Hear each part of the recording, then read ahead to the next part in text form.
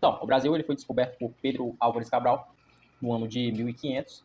Nessa época, existia o Tratado de Tordesilhas, que era um tratado feito entre Portugal e Espanha, que basicamente dividia o mundo em dois. Digamos que uma linha imaginária. Esse tratado foi feito basicamente para evitar a guerra entre essas duas potências, que é Portugal e Espanha, porque eles estavam atrás de novos territórios. Então, para que um não pegasse o território do outro e começasse uma guerra, eles dividiram o mundo em dois, e aí eles disseram, português, é o seguinte, tu não vai pro meu lado e eu não vou pro teu. Enfim, quando os portugueses chegaram no Brasil, eles viram uma terra bem vasta, mas eles precisavam comunicar aquilo com o rei de Portugal. E quem foi muito importante durante esse processo de comunicação, e até importante até hoje pra gente, é um cara chamado Pedro Vaz de Caminha. Ele foi responsável por mostrar essa terra toda, através de palavras, é claro, o rei de Portugal. Bem, essa terra ela era bem vasta, só que ela tinha algo que interessava muito aos portugueses, que era o pau-brasil. O pau-brasil é algo que eles não conseguiam na Europa. E a casca do pau-brasil, ela tinha uma tonalidade vermelha, que era muito escassa na Europa. Ou seja, você não tinha uma tinta que ficasse grudada no tecido. E aí, de repente, você encontra uma tinta que ela consegue ficar grudada no tecido. E essa tinta era usada pelos índios. E o índio observava o seguinte: eu tenho várias árvores, eu posso trocar com portugueses por outras coisas que eu não tenho aqui. E aí, essa troca do índio com o português foi a primeira forma de economia que a gente teve aqui no Brasil, que foi o escambo. Se o índio tinha algo que era muito vasto, que era o pau-brasil, o português também tinha algo que ele tinha também em maior número, que era espelhos, joias, enfim. Isso não existia no Brasil e para o índio era algo novo. Então eles fizeram um sistema de troca através disso. Então, basicamente foi assim. Se Portugal viu que essa terra era bem valiosa, ele pensou o seguinte: se eu deixar essa terra sem ninguém, somente com aqueles índios, outros países, que são meus inimigos, vão chegar lá e conquistar esse local, sendo que eu já conquistei. Então, mesmo a Espanha vai conquistar esse local. Então, preciso fazer alguma coisa. Então, a coroa portuguesa ela teve uma ideia: vamos estabelecer uma administração colonial. Eles tentaram fazer um sistema de feitoria. O que vai ser isso? Eles criavam postos comerciais no litoral, e esses postos comerciais eles iriam negociar pau-brasil com os índios. É como se fosse um porto na verdade, um porto que você coloca no litoral e ali você vai atracar o seu navio e vai negociar especiarias com índios. Eles usaram esse sistema por pouco tempo. O que eles pensaram na verdade? Vamos fazer o seguinte: vamos criar um sistema de capitanias hereditárias, que foi o que deu mais certo. Essas capitanias elas foram divididas entre 15 donatários. Um dos mais famosos é o Fernando de Noronha. Ele cuidava da capitania do Pernambuco. E quem eram essas pessoas que comandavam essas capitanias hereditárias? Aí eu vou te falar, eram membros da coroa. Porque, tipo assim, a elite ela não ia ficar perdendo tempo com as capitanias hereditárias. Eles tinham dinheiro que poderia investir em outra coisa. E aí eles não iam investir em capitania hereditária. Então eles fizeram o seguinte: alguns membros da corte que tinham dinheiro, né, eles iriam investir nessas capitanias hereditárias. Mas, tipo assim, ser um capitão donatário não te garantia lucro. O Brasil, ele não te garantia que ia ter lucro, porque tinha o que aqui? O Brasil.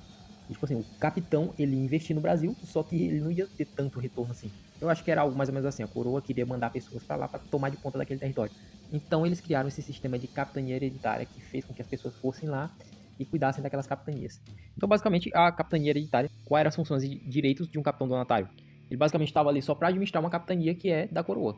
E assim, por muito tempo, esse foi o método de administração do Brasil. Teve também um sistema de sesmarias. O sistema de sesmarias era o seguinte: os sesmeiros eles tinham uma extensão grande de terra, e aí eles tinham o dever de, durante 5 anos, cuidar daquelas terras e administrar ela para a coroa. E nesse sistema de capitanias hereditárias, existiram duas capitanias que se destacaram: a capitania de Pernambuco e a capitania de São Vicente, porque eram duas capitanias que tinham um controle muito grande açucareiro. Outro fator bem importante que fez elas se destacarem foi que elas tiveram maior contato com os indígenas, ou seja, elas tiveram muito mais aproximação com os indígenas, que fizeram com que essas capitanias se destacassem muito mais. Mas por quê? Só amizade com os indígenas? Não, porque os indígenas mostravam as terras para eles, e aí ficava muito mais fácil deles conseguissem explorar aquela terra. Bem, só que como essas capitanias hereditárias tinham basicamente fracassado, existia uma forma de governo que tinha que ser implantado no Brasil. Digamos que um governo central. E aí nasceu um nome chamado Tomé de Souza, que iria dar início ao governo geral em 1548. Esse Tomé de Souza ele foi o primeiro governador geral do Brasil. E aí ele construiu a capital de Salvador, na Bahia. Existiam nas cidades as câmaras municipais. Elas eram responsáveis por administrar a cidade toda. Tinham 3 vereadores, basicamente por cada câmara, e eles eram chamados de homens bons. Junto com Tomé de Souza vieram também os jesuítas, porque estava acontecendo um racha na Europa. E aí eles precisavam enviar pessoas para todos os lugares do mundo para tentar catequizar as pessoas o máximo possível. E aí eles mandaram os jesuítas para cá para o Brasil. Nisso, quando os jesuítas chegaram aqui no Brasil, eles tentaram ao máximo catequizar os índios, fazer com que os índios se tornassem pessoas como europeus. Diziam que os índios eram filhos de Adão, que eram pessoas puras, enfim. Como as capitanias elas tiram muitos latifúndios, o que é latifúndio? O latifúndio é aquilo que eu falei anteriormente. Basicamente é uma grande extensão de terra e ela é dominada só por uma pessoa. E aí existia uma forma que era o plantation, que era basicamente o seguinte: plantation era o latifúndio, que era a grande terra, a monocultura, que era a plantação de uma só coisa, por exemplo, a cana-de-açúcar, que ia fazer açúcar, e o café não, na verdade o escravo, né? Que eu tinha essas três coisas: a grande propriedade, a plantação, que era a monocultura, e o escravo, que ia trabalhar naquele negócio.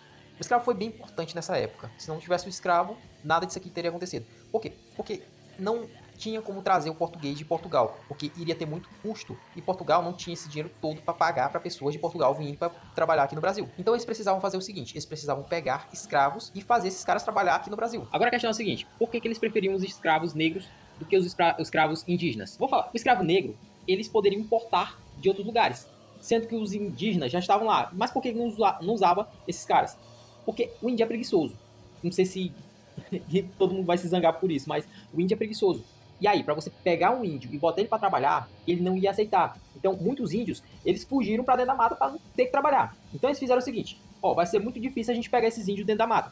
Vamos fazer o seguinte: vamos pegar e comprar escravos da África e trazer esses escravos para cá, que assim eles vão fazer esse serviço pra gente. A gente precisa concluir o serviço aqui. Então o que aconteceu? Eles pegaram e compraram escravos da África e trouxeram pro Brasil. E por esse motivo eles usaram os escravos africanos. Mas assim, tinham duas formas que eles usavam a escravidão do índio. Era forçada, né? Falava o quê? É o seguinte: você vai ser meu escravo agora e você vai fazer meu serviço. Beleza, o índio não aceitava, tirava pra dentro do mato. Tinha a outra forma também que eles tentaram usar, que foi, tentaram fazer com que os jesuítas catequizassem os índios e ensinassem pra eles aquela forma de trabalho, que eles tinham que trabalhar, que se eles não trabalhassem era pecado. E aí eles conseguiram mais ou menos, né, fazer com que o índio trabalhasse. Aqui eu já entro na história. O índio é preguiçoso feito a peste. Mas assim, a coroa percebeu que não tinha muita rentabilidade escravizar índio. E aí, em 1758, eles colocaram o fim da escravização do indígena. Mas mesmo assim ainda existia escravo índio. Mas enfim, pra gente não ficar falando de escravo toda hora aqui, a gente vai falar o seguinte: a gente vai falar da invasão francesa no território brasileiro. E por onde é que eles começaram? Eles começaram primeiramente pelo Rio de Janeiro, onde eles chamaram de França Antártica. Eles se atracaram na ilha de Guanabara, onde eles tiveram contato com os índios, e aí eles começaram a fazer amizade com aqueles índios ali. Daquilo, eles começaram a povoar aquela parte do Rio de Janeiro também. Mas assim, não durou muito tempo a estadia dos franceses lá no Rio de Janeiro não, porque um tal de Estácio de Sá, que era sobrinho do governador, que é o Tomé de Souza, né? Alguma coisa Tomé de Souza, eu acho que era Tomé mesmo. Enfim, ele botou os franceses para correr do Rio de Janeiro. Só que aí o francês disse assim: rapaz, eles botaram nós para correr daqui, mas nós não vamos deixar esse território para trás não. Então vamos fazer o seguinte: nós vamos navegar mais um pouquinho e vamos atracar em outro lugar. E aí eles atracaram lá no Maranhão. E aí, meu amigo, foi o momento que eles chegaram aonde? Em São Luís do Maranhão. E aí eles criaram o Forte de São Luís. E aí eles chamaram o Maranhão de França Equinocial. Porra, dá pra entender esse negócio? Chamaram de França Equinocial. Esse porto que era antigamente construído pelos franceses, hoje em dia é o Palácio dos Leões, onde tá o governador, safado lá, as não. Enfim, só que assim, quem teve mais em invadir o Brasil foi os holandeses. Os holandeses, eles ficaram praticamente 20 anos na costa do litoral brasileiro. E tipo assim, é uma guerra pelo domínio de escravos, pelo domínio do mercado de açúcar, por tudo isso, que era valioso. E assim, vamos entender por que o holandês veio pra cá pro Brasil. Existia nesse tempo uma coisa chamada União Ibérica, que foi quando o rei de Portugal faleceu, e aí o rei da Espanha tomou o lugar do rei de Portugal. Ou seja, porque tinha uma vaga ali e não poderia ser preenchida por alguém. E aí teve que ser preenchida pelo rei da Espanha. Mas observa uma coisa, a Holanda e a Espanha, eles estavam em guerra. E a Holanda, ela tinha uma participação muito grande no comércio com Portugal, em relação a refinar açúcar. Então, ia ser muito complicada essa relação entre a Holanda e a Espanha, porque a Espanha agora estava dominando a coroa portuguesa. Então, dava briga entre essas duas nações. E era guerra por cima de guerra. E assim, o primeiro local que eles invadiram aqui no Brasil foi Salvador. Eles ficaram lá por um tempo, só que eles acabaram se rendendo. E aí, eles foram explorar outras áreas aqui do Brasil, como Pernambuco, Ceará, Pará. E assim, a Holanda, ela ficou muito tempo aqui no Brasil. E o que aconteceu foi o seguinte: eles precisavam mandar alguém pra, tipo, governar no local que eles tinham conquistado. E aí eles mandaram um cara chamado Maurício de Nassau. Esse Maurício de Nassau, ele concedeu empréstimos a juros baixos para os senhores de engenhos. Tipo, não dava para ele governar sem conquistar a população. Então, por esse motivo, ele fez esses empréstimos a juros baixos para esses grandes proprietários de engenhos. Mas assim, depois que ele foi embora, esse tal de Maurício de Nassau, Portugal tentou negociar com a Holanda a devolução das terras. E aí, como Portugal falhou miseravelmente em negociar essas terras com a Holanda, os senhores de engenho, eles estavam muito endividados. E aí, o que aconteceu? Tinha uma competição extraordinária nas linhas Antilhas pelo açúcar. Por quê? Porque eles estavam produzindo muito mais barato. E aí, esses senhores de engenho endividados com as Índias Ocidentais, Portugal resolveu atacar a Holanda. E aí, nasceu um episódio histórico chamado Insurreição Pernambucana, que foi o momento que os portugueses, enfim, conseguiram expulsar os holandeses. Observe, do Pernambuco, tá? No Maranhão aconteceu uma revolta chamada Revolta de Beckman. A produção nesse tempo de açúcar era decadente, a dificuldade de produzir era enorme e a competição com outros locais era muito grande.